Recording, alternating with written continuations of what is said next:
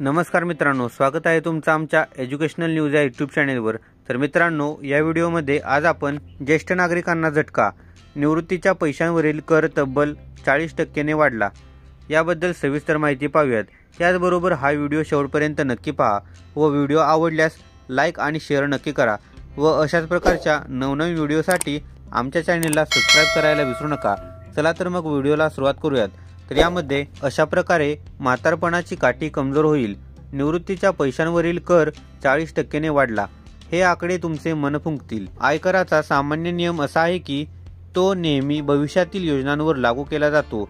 जर तुम्ही याआधी कोणतीही गुंतवणूक केली असेल तर त्यावर अंमलबजावणी करू नये, परंतु 23 जुलै 2024 रोजी सादर करण्यात आलेल्या अर्थसंकल्पात सरकारने डी-इंडेक्सेशन म्हणजे सर्व प्रकारच्या भांडवली नफ्यांवर महागाई संबंधित सूट रद्द केली। अर्थसंकल्पानंतर विरोधकांनी त्यावरून गदारोळही केला, मात्र बहुतांश चर्चा मालमत्तेभोवतीच फिरली। पण तुम्हाला माहित आहे का की नव्या नियमामुळे तुमच्या म्हातारपणाची काठीही कमकुवत होईल का आणि कसे? आम्ही तुम्हाला अगदी सोप्या भाषेत आणि गणनेत समजावून सांगू। लाईव्ह मिनिटच्या म्हणण्यानुसार सरकारने भांडवली नफ्यावर कोणते बदल केले आहेत ते आधी आम्ही तुम्हाला आठवण करून देऊ। यासाठी एक वर्ष मागे जाऊयात।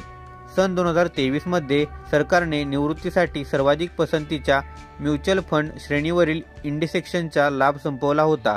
आम्ही डेट म्युच्युअल फंडाबद्दल बोलत आहोत, ज्यावर तुम्हाला क्वचितच 7 ते 8 किंवा जास्तीत जास्त 9% परतावा मिळतो।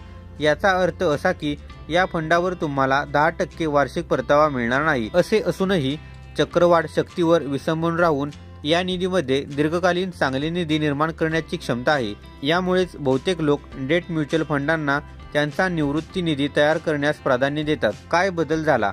डेट म्युच्युअल फंडांना प्राधान्य देणे 2023 पर्यंत चालू होते, परंतु गेल्या वर्षीच्या अर्थसंकल्पात सरकारने या श्रेणीवरील इंडेक्सेशनचा फायदा संपवला। याचाच अर्थ लोकांच्या निवृत्तीच्या बचतीला थेट फटका बसला। यापूर्वी म्युच्युअल फंडाच्या या श्रेणीतील दीर्घकालीन परताव्यावर 20% कर आकारला जात होता, परंतु महागाईशी संबंधित परताव्यावरही सूट होती, त्यामुळे प्रभावी कर खूपच कमी राहिला। 2023 नंतर तुम्ही या श्रेणीत गुंतवणूक केल्यास तुम्हाला इंडेक्सेशनचा लाभ मिळणार नाही, असे सरकारने म्हटले होते।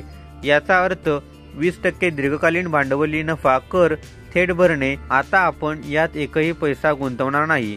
पण खरी अडचण आता सुरू झाली। 2024 मध्ये काय झाले? गेल्या वर्षभरात लोकांनी इथे पैसे गुंतवायचे नाहीत असे ठरवले होते, परंतु 2024च्या अर्थसंकल्पात सरकारने सर्व प्रकारच्या भांडवली लाभ गुंतवणुकीवरील इंडेक्सेशन रद्द केले आणि दीर्घकालीन भांडवली नफा कर 20% वरून 12.5% केला। 1 एप्रिल 2023 पूर्वी या फंडात गुंतवलेल्या पैशावरही याचा परिणाम होईल। आर्थिकदृष्ट्या तुम्हाला असे वाटते की सरकारने कर दर कमी केला पाहिजे, परंतु जेव्हा तुम्ही ते इंडेक्सेशनसह पाहता तेव्हा तुम्हाला धक्का बसेल। कसे? फक्त ही गणना पहा। गणना तुमचे मन उडवेल। समजा तुम्ही 31 मार्च 2023 रोजी डेट म्युच्युअल फंडात 10 लाख रुपये गुंतवले, जे तुम्हाला निवृत्तीनंतर मोठा निधी तयार करण्यास मदत करेल। तुम्हाला सेवानिवृत्तीपर्यंत नेण्याऐवजी आम्ही तुम्हाला फक्त 3 वर्ष पुढे नेत आहोत, म्हणजे 2026 पर्यंत। या कालावधीत जर तुम्हाला फक्त 7% परतावा मिळत असेल तर चक्रवाढीने तुमची रक्कम 12,25,043 रुपये होईल। याचा अर्थ तुम्ही कॅपिटल गेन मिळवला, म्हणजे रुपये 2,25,043 चा परतावा। जर या कालावधीत महागाई 4% दराने वाढली तर इंडेक्सेशनसह तुमचा वास्तविक करपात्र परतावा फक्त 1,01,79 रुपये असेल। यावर तुम्ही 20% direct long term capital gain tax म्हणजेच 20,035.80 रुपये भरता।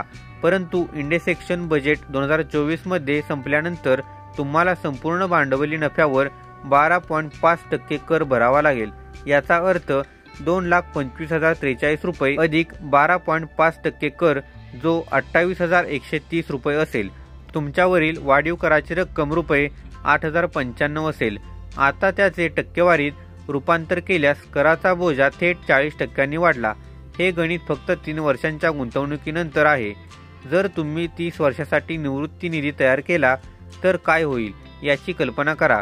म्हाताऱ्याची काठी कमकुवत झाली, तर मित्रांनो, हीच माहिती या व्हिडिओच्या माध्यमातून द्यायची होती।